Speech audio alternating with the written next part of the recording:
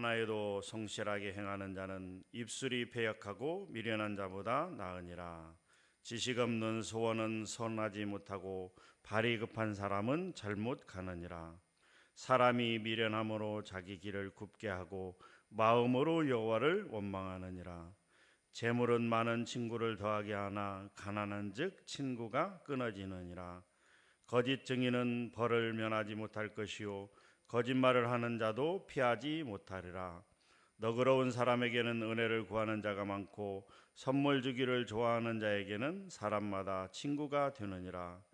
가난한 자는 그의 형제들에게도 미움을 받거든 하물며 친구야 그를 멀리하지 아니하겠느냐. 따라가며 말하려 할지라도 그들이 없어졌으리라. 지혜를 얻는 자는 자기 영혼을 사랑하고 명철을 지키는 자는 복을 얻느니라. 거짓 증인은 벌을 면하지 못할 것이요 거짓말을 뱉는 자는 망할 것이니라. 미련한 자가 사치하는 것이 적당하지 못하거든 하물며 종이 방백을 다스림이랴.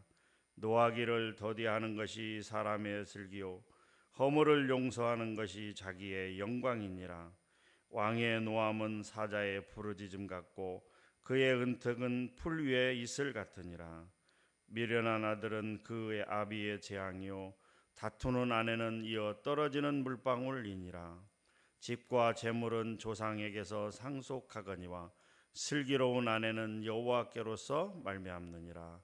게으름이 사람으로 깊이 잠들게 하나니 태만한 사람은 줄일 것이니라. 계명을 지키는 자는 자기의 영혼을 지키거니와 자기의 행실을 삼가지 아니하는 자는 죽으리라. 가난한 자를 불쌍히 여기는 것은 여호와께 구워드리는 것이니 그의 선행을 그에게 갚아주시리라. 내가 네 아들에게 희망이 있은즉 그를 징계하되 죽일 마음은 두지 말지니라. 노하기를 맹렬히 하는 자는 벌을 받을 것이라. 내가 그를 건져주면 다시 그런 일이 생기리라. 너는 권고를 들으며 훈계를 받으라. 그리하면 내가 필경은 지혜롭게 되리라. 사람의 마음에는 많은 계획이 있어도 오직 여호와의 뜻만이 완전히 서리라. 사람은 자기의 인자함으로 남에게 사모함을 받느니라. 가난한 자는 거짓말하는 자보다 나으니라. 여호와를 경외하는 것은 사람으로 생명에 이르게 하는 것이라. 경외하는 자는 족하게 지내고 재앙을 당하지 아니하느니라. 게으른 자는 자기의 손을 그릇에 넣고서도 입에 올리기를 괴로워하느니라. 거만한 자를 때리라. 그리하면 어리석은 자도 지혜를 얻으리라. 명철한 자를 견책하라. 그리하면 그가 지식을 얻으리라. 아비를 구박하고 어미를 쫓아내는 자는 부끄러움을 끼치며 능욕을 부르는 자식이니라. 내 아들아, 지식의 말씀에서 떠나게 하는 교훈을 듣지 말지니라. 망령된 증인은 정의를 업신여기고 악인의 입은 죄악을 삼키느니라. 심판은 거만한 자를 위하여 예비된 것이요 채찍은 어리석은 자의 등을 위하여 예비된 것이니라. 아멘. 잠언 말씀을 보게 되면 우리의 피부에 와닿을 만큼 정말 실제적인 그런 교훈들이 얼마나 많은지 모르겠습니다. 오늘 19장 말씀 중에서 중요한 몇몇 구절들을 같이 살펴보면서 우리에게 교훈이 되기를 원합니다. 첫 번째 1절입니다. 가난하여도 성실하게 행하는 자는 입술이 패역하고 미련한 자보다 나으니라 라는 말씀이 있습니다. 비록 물질적으로는 가난하고 궁핍하지만 그 행위만큼은 정직하고 성실한 그런 사람을 가리킵니다. 잠언에서 강조하는 말씀 중에 하나는 바로 정직과 성실입니다. 이것은 믿는 자가 됐든 믿지 않는 자가 되든 간에 정말 우리 살아가는 사회 가운데서 정말 필요한 규범 중에 하나가 아닌가 이렇게 생각합니다. 정직과 성실. 근데 사실 정직하고 성실한 것을 지키는 것은 쉽지는 않습니다. 그럼에도 불구하고 하나님 말씀에서 정직과 성실을 강조하고 있는 것은 바로 하나님께서 정직한 분이고 또한 신실하고 성실한 분이시기 때문입니다. 우리는 하나님의 성품을 따라가야 됩니다. 비록 우리가 정직하고 성실하게 살아가더라도 우리에게 물질적으로 부족함이 있을 수 있습니다만은 그럼에도 불구하고 그것은 하나님께서 우리에게 원하시는 삶이다라고 하는 것입니다. 그럼 우리는 정직하고 성실한 삶을 살아가야 됩니다. 그런 사람이 악으로 온갖 부정한 방법을 동원해서 재물을 축적하고 한 사람보다 훨씬 더 낫다라고 하는 말씀인 것입니다. 그 다음에 3절입니다. 우리 3절 한번 같이 읽어보도록 하겠습니다. 시작. 사람이 미련함으로 자기 길을 굽게 하고 마음으로 여호와를 원망하느니라. 자기의 어떤 잘못과 자기의 어떤 실수로 인해서 자기의 일이 잘못됐는데도 불구하고 자기 탓을 하기보다는 하나님을 원망하는 것을 말하고 있습니다. 사람이 뭔가 일이 잘 되고 잘 풀리고 이럴 때는 마치 자기가 어떤 열심히 노력하고 자기가 뭔가 어떤 것 때문에 일이 잘 되는 것처럼 생각하다가도 막상 문제가 생기고 어려움이 생기고 병에 걸리고 이런 문제에 정작 부딪히게 되면 먼저 자기가 무엇을 잘못했는지를 깨달아야 되는데도 그럼에도 불구하고 하나님을 먼저 원망하기 시작한다라고 하는 것입니다. 하나님, 나에게 왜 이런 어려움을 주십니까? 하나님, 나에게 왜 이런 병을 주십니까? 하나님, 왜 우리 사업이 망하게 하십니까? 하나님, 왜 이런 문제를 주십니까? 라고 자기의 잘못을 먼저 돌아보고 반성하기보다는 어떻게 해요? 하나님을 원망하는 삶. 이것은 참으로 어리석은 것이다 라고 오늘 말씀을 통해서 지적하고 있는 것입니다. 사랑하는 성도 여러분, 우리에게 문제가 생기고 어려운 일이 생겼을 때 우리는 먼저 내가 하나님 앞에 무엇을 잘못한 적이 있는가를 돌아보고 하나님께서 깨닫게 해주신 대로 회개하는 것이 마땅함에도 불구하고 먼저 자기의 잘못을 인정하지 아니하고 자기의 잘못을 돌아보지 아니하고 하나님을 먼저 원망하는 그런 태도는 우리가 바꿔야 된다라고 생각합니다. 출애굽한 이스라엘 백성들이 항상 했던 것이 바로 이것입니다. 조금만 부족하면 1%만 부족하면 조금만 힘들면 하나님 앞에 원망하고 모세를 원망했던 그 이스라엘의 그 어리석은 태도를 우리는 더 이상 가져서는 안 되는 것입니다. 4절 말씀은 7절과 똑같은 의미입니다. 4절은 재물은 많은 친구를 더하게 하나 가난한 즉 친구가 끊어지느니라. 7절에도 가난한 자는 그의 형제들에게도 미움을 받거든 하물며 친구야 그를 멀리하지 않니 따라가며 말하라 할지라도 그들이 없어졌으리라. 가난하면 친구가 다 끊어진다. 이것은 세상의 이치라고 하는 것입니다. 이것은 세상 사람들이 살아가는 그들만의 방식이라고 하는 것입니다. 여러분 생각해 보세요. 물질이 많을 경우에는 사람들이 많이 모입니다. 그런데 물질이 없어지고 망하게 되고 하면 그 곁에서 지키고 있는 친구가 얼마나 있을까요? 오늘 말씀에 7절에 보면 가난한 자는 그의 형제들에게도 미움을 받는데 하물며 친구들이랴 라고 말씀하고 있습니다. 이 좋은 예는 누가복음 15장에 기록된 탕자의 비유에서 우리가 알 수 있죠. 작은 아들이 있었습니다. 큰 아들과 작은 아들이 있었는데 그 작은 아들이 아버지에게 받을 유산을 미리 유대인의 관습상 아버지가 돌아가셔야 받을 수 있는 그 유산을 미리 3분의 1을 받아가지고 그것을 돈으로 바꿔서 멀리 떠났습니다. 아마 애굽 쪽인 것 같은데 그 환락가 그런 쪽으로 나아갔습니다. 돈이 많을 때는 수많은 사람들이 모여들었어요. 그런데 그가 손을 다 탕진하자 어떻게 됐습니까? 모든 사람들이 다 떠나갔다. 심지어 그에게 밥 한 끼 줄 사람이 없었다. 그래서 돼지들이 먹는 그런 열매를 찾을 수밖에 없는 지경에까지 됐다라고 말씀에서 기록하고 있습니다. 세상 사람들은 그렇습니다. 그런데 우리 하나님은 그렇지 않습니다. 우리 하나님은 그러한 어려움에 빠진 사람들, 물질적으로 힘듦에 빠진 사람들을 멸시하고 무시하고 떠나가는 것이 아니라 그런 사람들을 적극적으로 도와야 된다. 가난하고 불쌍한 사람들을 적극적으로 보호하고 도와야 된다라고 말씀하고 있습니다. 그 말씀이 17절 말씀입니다. 17절 말씀 같이 읽어보도록 하겠습니다. 시작. 가난한 자를 불쌍히 여기는 것은 여호와께 구워드리는 것이니 그의 선행을 그에게 갚아주시리라. 참 재미있는 표현입니다. 어떻게 된다고요? 가난한 자를 불쌍히 여기고 그 사람을 적극적으로 구제하고 도와주는 것은 어떻게 해요? 여호와 하나님께 꾸어드리는 것이다 라고 하는, 저축하는 것이다 라고 하는 표현을 쓰고 있습니다. 불쌍히 여긴다라고 하는 것은 단순히 아이고 안 됐네 라고 그냥 이렇게 하는 것이 아니라, 동정하는 차원에서 그치는 것이 아니라 그 불쌍한 사람, 가난하고 연약한 자는 실제적인 필요가 무엇인가를 확인하고 알고 그 사람의 필요한 것을 채워주는 것, 이것이 바로 불쌍히 여기는 것, 적극적으로 구제하는 것, 이것이 불쌍히 여기는 것이라고 하는 것입니다. 우리 하나님은 구제하는 것을 좋아하십니다.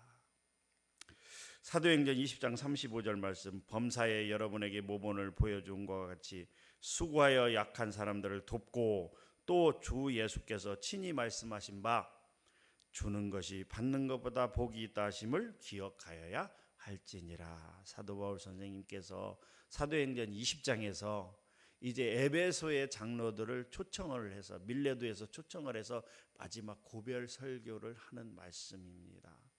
사도 바울 선생님께서 여러 곳에서 교회를 개척하셨고 심혈을 기울여서 복음을 증거했습니다만, 특별히 에베소 지역은, 에베소 교회는 사도 바울이 정말 사랑했던 그런 교회 중에 하나였습니다. 약 3년여간 정말 심혈을 기울여서 복음을 증거하고 교회를 세워나갔던 그 교회입니다. 그런데 사도 바울 선생님께서 너무나 사랑했던 그 에베소 교인들을 이제 다시는 볼 수가 없기에, 그리고 다시 에베소 지역에 방문할 수 없기에 그 에베소의 중요한 장로들, 교회 지도자들을 밀레도 지역에서 초청해서 그곳에서 마지막으로 고별 설교를 하고 있는 모습을 볼 수가 있습니다. 여러 가지를 부탁했는데 그 중에 마지막으로 부탁한 말씀이 바로 이 말씀입니다. 수고하여 약한 사람들을 돕고. 이게 교회가 해야 될 역할, 성도들이 해야 될 역할이 바로 이거예요. 약한 사람들을 도와야 돼요. 내 이웃을 내 몸처럼 사랑하는 마음으로 도와야 되는 거예요. 어떻게 도와야 되느냐? 그냥 안 됐네, 불쌍하네 이렇게 기도만 해주는 것이 아니라 그 가난하고 약한 사람들이 정말 무슨 필요가 있는지 그 필요를 확인하고 그 필요에 따라서 그 필요한 것을 도와야 된다라고 하는 것이죠. 주님께서 친히 말씀하신 바 주는 것이 받는 것보다 복이 있다, 이렇게 말씀하고 있습니다. 그리고 나서 또 이 땅에서 다시 만날 수 없는 그 아픔을 인하여 서로 껴안고 울었다라고 하는 기록이 사도행전 20장에 기록이 되어 있습니다. 세상 사람들은 가난하고 병든 자들을 멸시하고 떠나고 심지어 형제들조차도 버리지만 우리는 그렇게, 우리 믿는 자들은 그렇게 살아서는 안 된다라고, 적극적으로 필요한 것을 찾아서 공급하고 돕고 협력해야 된다라고 하는 것입니다. 5절 말씀입니다. 5절은 거짓 증거에 대해서 경고하고 있습니다. 우리가 잘 아는 말씀 10계명 그 9번째 계명이 바로 거짓 증거하지 말지니라. 하나님이 가장 싫어하는 것 중에 하나는 거짓입니다. 거짓말입니다. 거짓된 행위와 거짓된 행동입니다. 하나님은 거짓을 싫어하시는 분입니다. 거짓말은 진리를 왜곡하고 사회를 어지럽히고 많은 사람들에게 혼란을 주기 때문입니다. 윤리와 법도를 무너뜨리기 때문입니다. 거짓은 또 거짓을 낳고 거짓은 또 거짓을 낳게 되는 것이, 그것이 세상의 이치입니다. 왜요? 요한복음 8장 44절, 너희는 너희 아비 마귀에게서 났으니 너희 아비의 욕심대로 너희도 행하고자 하느니라. 그는 처음부터 살인한 자요 진리가 그 속에 없으므로 진리에 서지 못하고 거짓을 말할 때마다 제 것으로 말하나니 이는 그가 거짓말쟁이요 거짓의 아비가 되었습니다. 사탄 마귀들이 하는 것 중에 하나는, 가장 큰 특징은 바로 거짓입니다. 그들은 거짓을 말할 때마다 제 것으로 말한다라고 말씀하고 있습니다. 그는 거짓말쟁이요 거짓의 아비가 되었습니다라고 하는 것이죠. 사랑하는 성도 여러분, 우리는 거짓을 행하지 말아야 됩니다. 거짓 증거하지 말아야 됩니다. 거짓말과 거짓된 행동, 거짓된 모든 것들을 우리는 금해야 됩니다. 이것은 하나님이 가장 싫어하는 것이요 악한 사탄 마귀가 하는 방법이기 때문입니다. 11절은 19절과 똑같은 의미인데요. 11절 같이 한번 읽도록 하겠습니다. 시작. 노하기를 더디하는 것이 사람의 슬기요 허물을 용서하는 것이 자기의 영광이라. 노하기를 더디하는 것, 이것은 지혜로운 자라고 하는 것입니다. 노하기를 맹렬히 하는 자는 어리석은 자로서 그를 건져주면 이런 일이 생긴다라고 하는 것이죠. 속담에 물에 빠진 사람 건져주니 보따리 내놓으라고 하는 일이 있다라고 하는 건데요. 노하기를 더디하는 것이 지혜라고 말씀하고 있습니다. 노하기를 더디한다는 것은 어떻게 해요? 그 사람에게 맞서 싸워 같이 분내고 속내는 것이 아니라 화를 참고 자기 감정을 다스리는 것을 의미합니다. 자기의 감정을 다스릴 줄 아는 사람은 성을 얻는 용사보다 더 강한 사람이다 라고 하는 것이죠. 거기에 더해서 허물을 용서하는 것이 자기의 영광이라고 말합니다. 무슨 뜻일까요? 다른 사람의 허물을 덮어주고 용서하는 것이 결국에는 자기에게 영광이 된다라고 하는 말씀입니다. 우리는 예수 그리스도의 보혈로 우리의 죄를 용서해 주시는 그 하나님의 그 용서의 마음을 가지고 용서하는 삶을 살아가야 됩니다. 마태복음 18장 21절에서 22절 말씀, 그때 베드로가 나와 이르되 주여 형제가 내게 죄를 범하면 몇 번이나 용서하여 주리이까? 7번까지 하오리이까? 예수께서 이르시되 내게 이르노니 7번뿐만 아니라 7번을 70번까지라도 할지니라. 노하기를 더디하며 허물을 용서하는 성도님들이 되시기를 주님의 이름으로 축복합니다. 마지막 15절 말씀입니다. 15절 말씀 같이 읽어보도록 하겠습니다. 시작. 게으름이 사람으로 깊이 잠들게 하나니 태만한 사람은 줄일 것이니라. 게으른 자는 어떻게 해요? 줄인다. 게으른 자는 가난하게 된다. 이 말씀입니다. 게으른 사람은 어떻게 해요? 24절에도 보게 되면 게으른 자는 자기의 손을 그릇에 넣고서도 입으로 올리기를 괴로워하느니라. 뭔가 먹을 것이 그릇에 담겨 있어요. 그래서 그걸 어떻게 해요? 손을 넣어서 집어서 먹어야 되는데 이 그릇에서 입까지 넣는 것이 힘들어서 괴로워서 먹지 않는다. 그만큼 게으름에 대해서 평가하고 있습니다.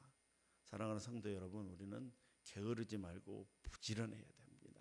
우리의 삶 가운데서요, 게으르면 가난하게 됩니다. 게으르면 먹을 것이 없습니다. 게으르면 생활할 수가 없습니다. 우리는 부지런히 삶을 살아가야 됩니다. 그런데요, 우리 믿는 자들에게는 이런 세상적인 부지런함이, 이런 육적인 부지런함이 있어야 되지만 또한 아울러 영적인 부지런함이 우리에게 있어야 됩니다. 영적인 부지런함이란 무엇입니까? 우리가 영적인 생활을 영위하기 위해서, 영적인 생활을 하기 위해서, 즉 성령 충만한 삶을 살아가기 위해서 우리가 부지런히 해야 될 것이 있습니다. 그것은 바로 열심히 말씀을 보고 부지런히 기도하며 부지런히 또 찬양하는, 부지런히 예배를 드리는 그런 삶을 우리가 살아가야 됩니다. 봉사하고 헌신하는 데 또한 부지런해야 됩니다. 예레미야 48장 10절, 여호와의 일을 게을리 하는 자는 저주를 받을 것이요 자기 길을 금하여 피를 흘리지 아니하는 자도 저주를 받을 것이니라. 여호와의 일을 게을리 하는 자는 저주를 받을 것이요. 여호와의 일이 뭡니까? 바로 하나님 사랑과 이웃 사랑입니다. 하나님을 어떻게 해요? 마음을 다하고 뜻을 다하고 힘을 다하고 목숨을 다해 하나님을 사랑하라고 말씀하셨습니다. 그것은 곧 실제 생활에서 우리가 말씀과 기도와 그리고 찬양, 이것을 열심히, 예배 이런 걸 열심히 해야 된다는 것이죠. 봉사, 헌신 열심히 해야 된다는 것이죠. 이웃 사랑입니다. 어떻게 해요? 내 몸처럼 자기처럼 사랑하라고 그랬습니다. 굳이 않은 삶, 가난하고 힘들고 병든 사람들을, 그 이웃들을 돌아보는 삶, 그들에게 실제적으로 필요한 것들을 공급해주고 그들을 위해서 기도해주고 그들을 이끌고 나가는 삶, 이것이 바로 이웃사랑입니다.